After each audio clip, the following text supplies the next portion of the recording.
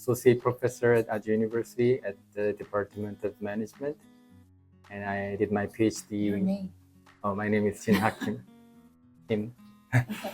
and I did my PhD in management, especially management science, at Purdue University. I finished my PhD in 2016, and after that I worked at colleges in the United States for 7 years. And after that I come back to South Korea. I'm here at Ajou University for 2 years. In total, I have 9 years of faculty experience.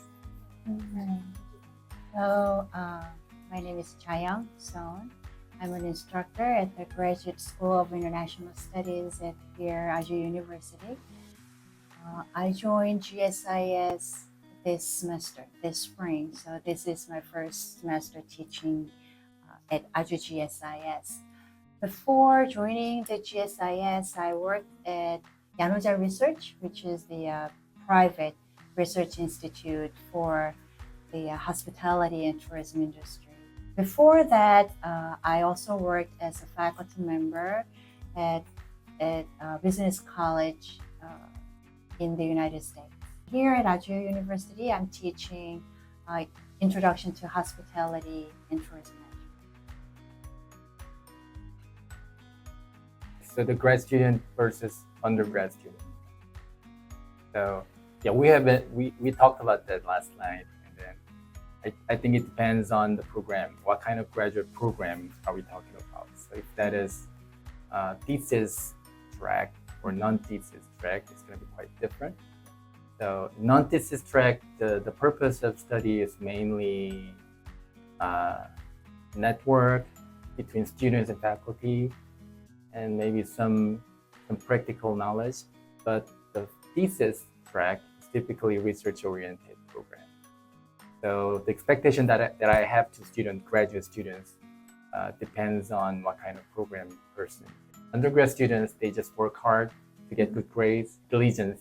Work so hard, that's all I want. But for graduate students, I want them to be more active, to build like network on some practical achievements and things like that. So I have a little bit more expectations for graduate students. Yes. In general, I also do have much more higher expectations for graduate students. I believe undergrads are in the process of entering adulthood from adolescence. So when I taught undergrad students, I felt like spoon feeding them. But she taught freshmen. Yeah. Right. But graduate studies are options, right? Mm-hmm. It's not required. So of course, undergrad education is also is optional, but it felt like more mandatory these days, especially in South Korea. But graduate students, they decided to do this program, even when it's not required of them. So since it's their decision, I expect more from them, better time management, self-motivation, and more matured attitude toward study and classmates and the faculty member. And from my experiences, undergrad and master's program, they are similar, I guess. Expectations or course loads, but PhD program is totally different. You have to be very creative, and you have to determine almost everything yourself, which area to study, and what kind of research questions I will tackle, and what kind of research methods I will use, what kind of implications I will draw from the data analysis results, etc. So that was my experience as a student, and as the instructor. I expect more, better, and matured, and more responsibility from graduate students. As I said, whether it is thesis track and non-thesis track, faculty, professors' expectations for graduate students can vary. Yes. If they are on academic track, if they are interested in pursue higher education, then we expect more academic reading, writing, and more focused skill set. And yes. The coursework is like just about half of the undergrad coursework. You're taking 3 courses or something, Yes. right? 6 to 7 courses for undergrad. And depending on the graduate programs, some graduate programs are for professionals, industry practitioners. So in that case, they have a full-time job and they also pursue their master's degree. And they, yes, most of them were really hardworking, diligent students. I think you're talking about graduate students, right? Yeah, graduate students, I think, of course, being diligent is the most important part. And as she mentioned, they must be responsible for their own life. They are building their life at graduate school. There are reasons why they come to the graduate school, right? So I believe that they have to be responsible, and which means that they have some purposes of like coming to the graduate school. They have to achieve the purposes. And some people came here to build a network, like Korean network or some international network in the school. And some people want to maybe learn something a lot from the coursework. And some people may want to learn something more practical, so connect the coursework with the real world problem that they have been looking at in their work or school and work or company, whatever they work for. So they have their own purposes and they have to spend a lot of time to achieve that purposes. But that is the main difference between graduate school and undergrad school. Undergrad students are mainly coursework. They study so hard, and that's most of the time that's the main reason. But graduate students, I think, not.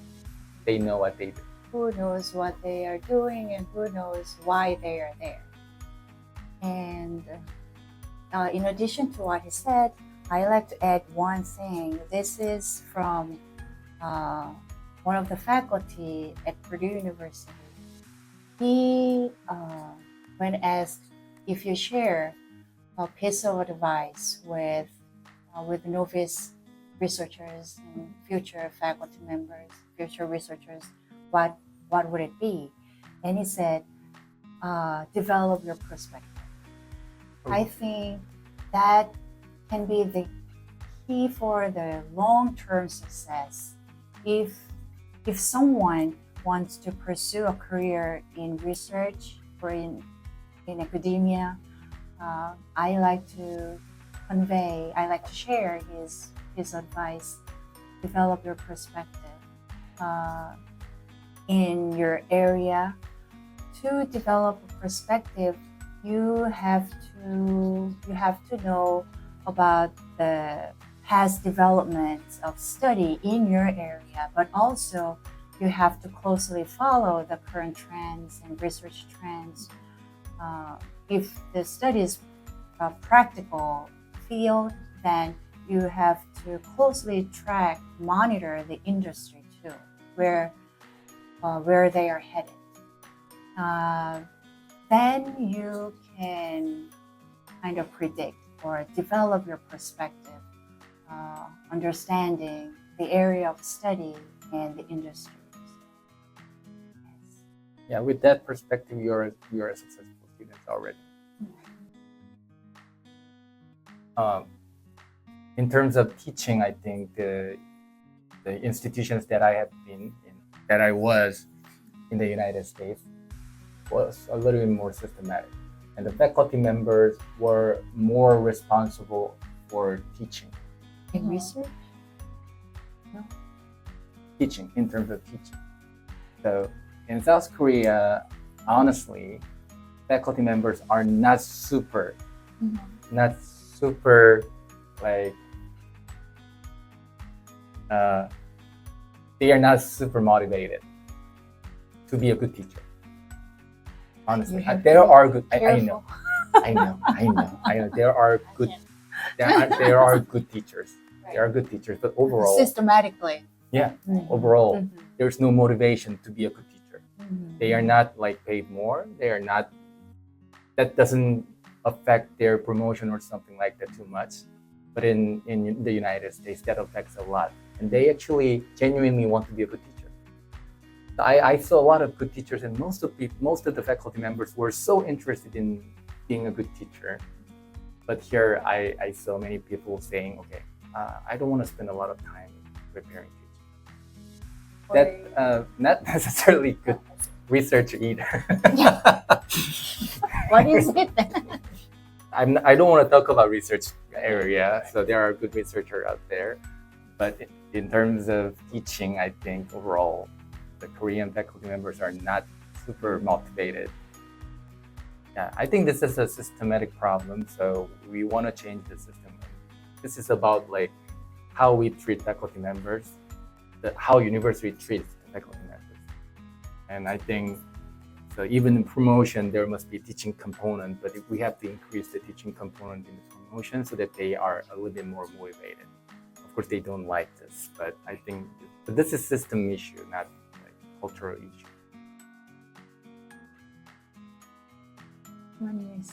I don't know about the foreign students in Korea.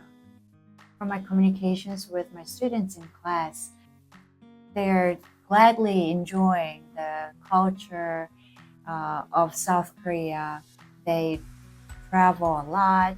So I believe my students, not everyone, but many of my students are doing great in Korea. But so I don't know about the common mistakes international students studying in Korea normally make.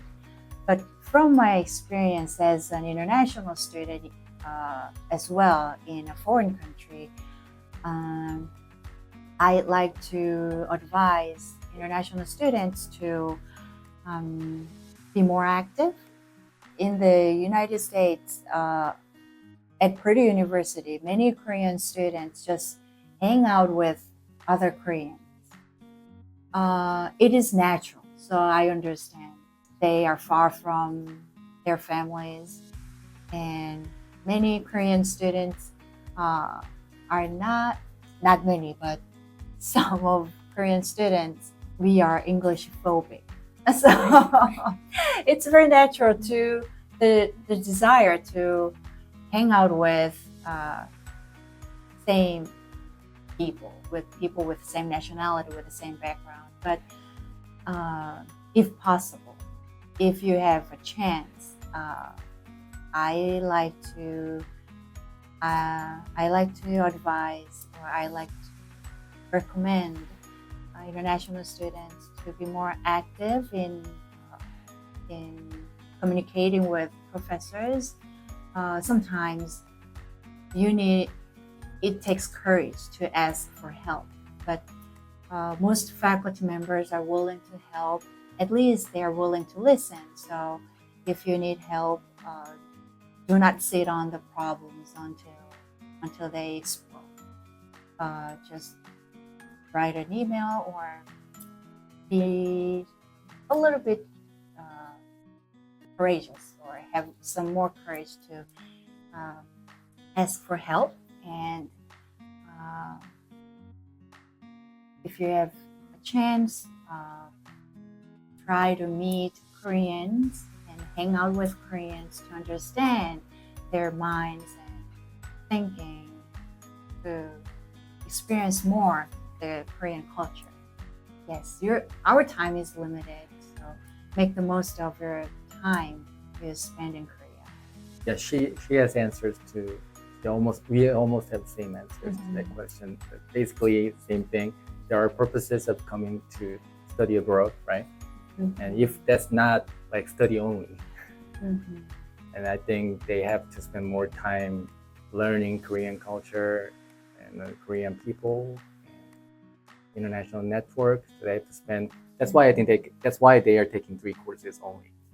The remaining time they have to spend more time doing something else. Communication with faculty members, of course. So there are some language barrier.